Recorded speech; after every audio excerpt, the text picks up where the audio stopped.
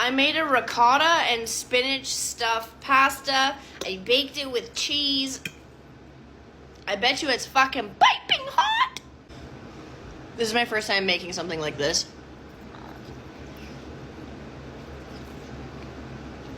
Oh my god, what?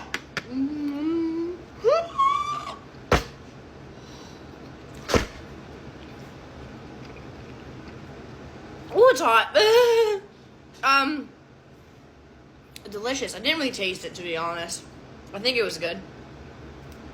Okay, I cut up some pieces. I'm gonna eat some garlic bread in the meantime. Okay, let's try this again.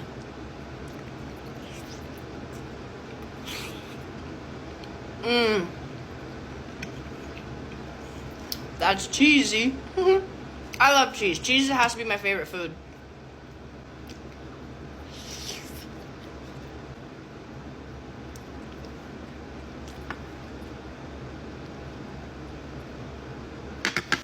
The center there, yeah, the middle, that's fucking hot.